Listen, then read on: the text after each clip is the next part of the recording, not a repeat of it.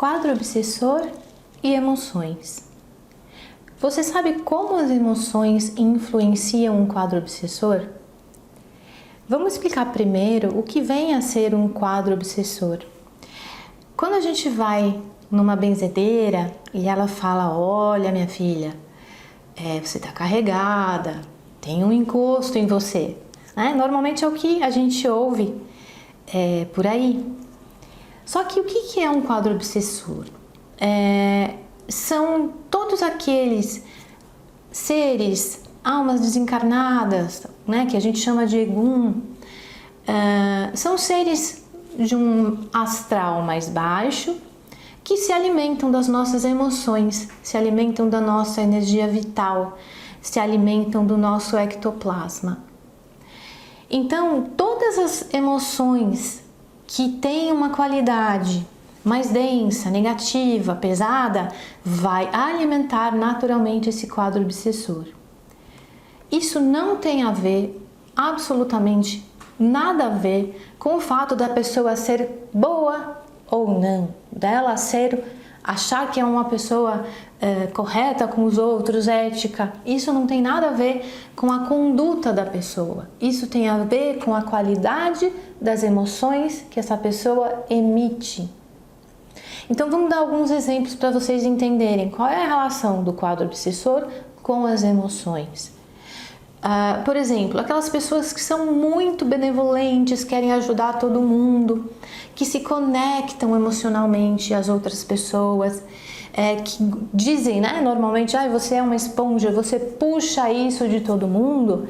Não é que ela puxa isso de todo mundo, é porque ela se coloca numa posição emocionalmente frágil, emocionalmente talvez até carente, onde ela vai puxar justamente este quadro obsessor. Então, existe uma relação direta entre as emoções e o tipo de obsessor que essa pessoa vai atrair.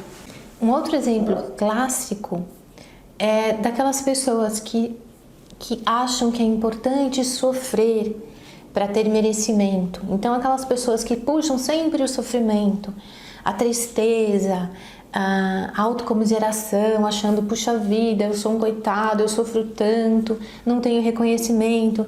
Então, esse tipo de sentimento de falta de valor, falta de amor próprio, vai trazer um quadro obsessor de sofredores, que vão se alimentar justamente dessa energia e dessas emoções ligadas à tristeza, à mágoa, ao rancor e a tantas emoções que estão ali, criando muitas vezes um ciclo vicioso. Um outro quadro muito comum é o quadro obsessor ligado aos vícios, tanto ao vício em drogas, em bebida, em sexo. Isso traz e agrega também um número de obsessores que vão se alimentar daquela energia, tá? Então a gente chega à seguinte conclusão, que é extremamente importante a gente conhecer os nossos sentimentos, conhecer essas emoções que nos influenciam todos os dias. Porque é através dessas emoções, é através desse trabalho interno de limpeza de memória celular que a gente começa a desagregar o quadro obsessor. É importante esse entendimento porque os sentimentos e as emoções, eles não acontecem à toa, eles não são como entidades que tomam o corpo da pessoa e a pessoa não tem controle sobre aquilo. Não. As emoções e os sentimentos, eles são condicionados. Nós aprendemos a sentir, nós aprendemos a expressar essas emoções. E da mesma maneira a gente pode aprender a gerenciar essas emoções. Como que a gente aprende a expressar ou ter determinados sentimentos? Primeiro, pelos próprios condicionamentos familiares, pela própria sociedade, pela maneira como a gente aprende a enxergar a vida, Um outro exemplo clássico, que é quando a criancinha pequenininha começa a andar, e ela começa, obviamente, cai, levanta, se os pais são desesperados e querem ser super protetores ou acolher aquela criança sempre que ela cai, ela vai perceber que cair é um problema, então ela vai fazer de tudo para agradar os pais. Então, a partir dali, você cria um sentimento de inadequação, um sentimento de que eu não posso cair, eu não posso falhar, porque eu tenho que agradar os meus pais. Então, ali se cria um sentimento, talvez até de vitimismo, que não precisaria existir. Então, se essa criança, ao longo da sua vida, reconhece esse mecanismo e modifica o seu padrão, ela deixa de ser um vitimista. Mas se ela carrega aquilo ao longo da sua vida como sendo uma pessoa que não pode errar, porque se ela errar, as pessoas não vão gostar dela, os pais não vão gostar, não vão aprovar, ali ela vai criar um mecanismo de medo, de autorreprovação, de falta de valor próprio, e aí vai entrar no vitimismo. Então, esse bebezinho que foi tão acolhido, tão abraçado, vai se tornar um adulto inseguro. Então, a gente vai aprendendo a lidar com essas emoções. Então, da mesma maneira que a gente cria um ciclo vicioso através desse looping de emoções que a gente vai aprendendo, a gente também pode desaprender, a gente pode desprogramar essas emoções. E isso sim é possível ser feito. Primeiro, a partir do momento em que você se torna consciente dessas emoções.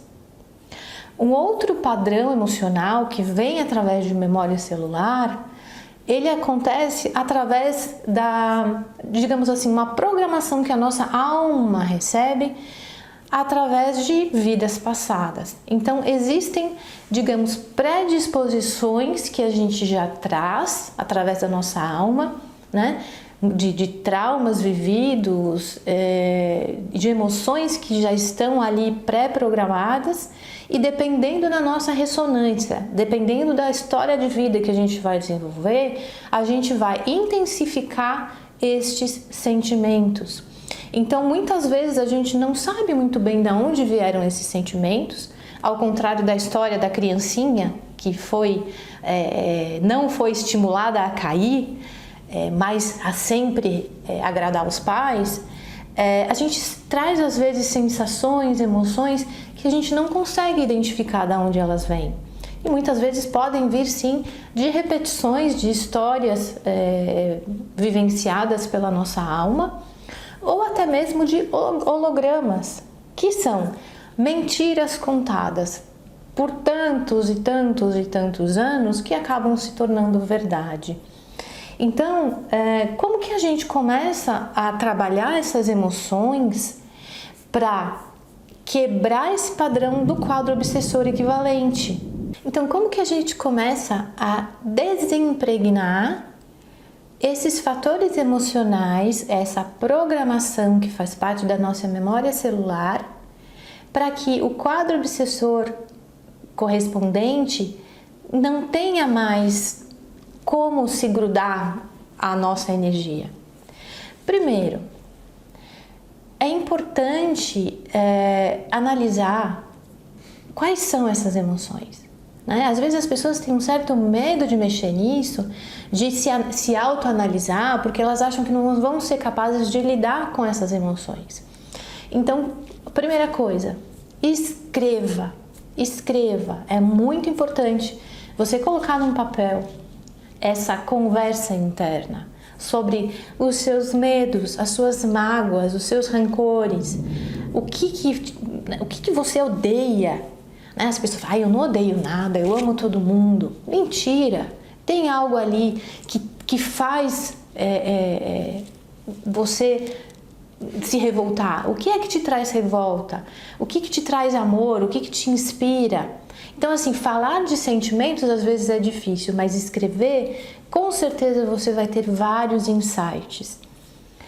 Um outro passo é o seguinte, é começar a identificar o que é seu, né? Aqueles sentimentos que vêm do fundo da sua alma e aqueles sentimentos que foram condicionados, que foram impostos, que foram ensinados.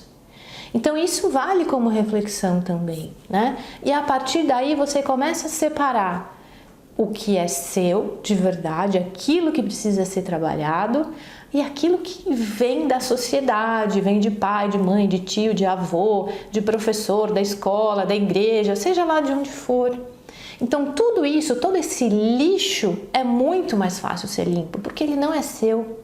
Agora, aquilo realmente que vem como dor da sua alma, aquilo sim vai precisar ser trabalhado. Agora, o que vai fazer com que você se determine nesse trabalho interno? Primeiro, disciplina, né? Ir atrás de alternativas, ir atrás de soluções para para esse sofrimento, para essa dor, para essas emoções conturbadas, porque isso não acontece de um dia para o outro, né? Existem infinitas técnicas que vão auxiliar no controle das emoções. Uma delas é aprender a respirar, que é fundamental, que é através da respiração, do autocontrole que você consegue bloquear certas emoções que muitas vezes vêm, a gente não sabe nem de onde, né? E através de um trabalho interno honesto, dia a dia, passo a passo, com determinação, porque quando você se determina nesse processo de autoconhecimento, não adianta fazer uma coisa num dia e daqui a um ano fazer outra, ou buscar uma terapia aqui um dia, outra, sei lá quando, né? Ou só depender de fatores externos, né? É muito bom você fazer um ebó, fazer uma limpeza profunda, isso tudo ajuda muito. Mas esse trabalho interno é insubstituível, porque é quando você entende os mecanismos aos quais você se submeteu, quando você entende essa programação que faz parte da tua memória celular e você começa a desligar esses botões. Isso não me pertence, isso eu não quero mais, isso não faz parte da minha vida, né? Um outro ponto. Quais são as suas diretrizes? Quais são os seus valores? E a partir daí você vai entender quais são as emoções e os sentimentos que cabem dessa sua diretriz de vida.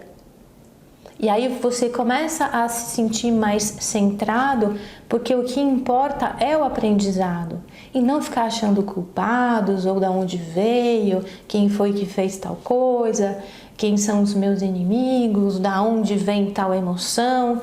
Não, as emoções vêm porque elas fazem parte desse processo de aprendizado.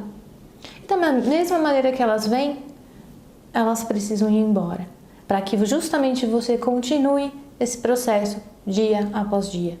E outra coisa, achar que esse processo de trabalho interno vai acontecer de um dia para o outro é uma ilusão. Ou achar que um terceiro vai resolver esse problema para você também é outra ilusão. É importante que você tenha consciência do ser humano que você quer ser, do ser humano que você quer se tornar e da experiência que você quer ter ocupando esse corpo físico. Então, quando você se torna dono das tuas emoções, dos teus pensamentos, através de um trabalho interno honesto, com sinceridade, você com você mesmo, você com os teus amparadores, você com o teu eu superior, que é a tua consciência maior, os resultados vêm. As terapias começam a dar mais resultado, as limpezas profundas começam a ter um resultado maior. E com isso, o que acontece? Você começa a elevar a sua vibração para um patamar onde esse quadro obsessor já não te alcança mais. Onde esse quadro obsessor não tem mais ressonância nenhuma com aquilo que você está produzindo energeticamente, com as energias que você está emitindo, com as emoções que você está emitindo também. É óbvio que a gente tem variações, que a gente vai chegar um dia que não está tão bem e esse quadro obsessor ou essas energias vão nos afetar, né? Mas também vão existir momentos em que a tua energia vai estar além dessa vida conturbada e desse quadro obsessor aqui. Então é importante que a gente tenha sempre anotado as nossas pequenas vitórias, as nossas intuições, porque com o tempo você vai perceber quais são os seus saltos quânticos, que é o que o pessoal fala por aí, né? Que é quando você sai de um patamar onde você tem ressonância com esse quadro obsessor e o momento em que você consegue ultrapassar. Então, cada dia é um degrau, cada etapa é um degrau de autoconhecimento, é um degrau onde você vai perceber as tuas melhoras, né? Onde você vai perceber o teu aprendizado. Então, não se conforme quando alguém disser para você, olha, você tem um quadro obsessor, você tem um encosto, você tem uma energia pesada, né? Porque isso todo mundo tem, né? Em todos os momentos a gente vai lidar com isso e pela vida toda. Mas que isso seja uma motivação para você ir atrás das suas respostas e começar a limpar as emoções que atraem esse quadro obsessor. E isso cabe a cada um de nós, tá bom? Obrigada pela atenção e até uma próxima.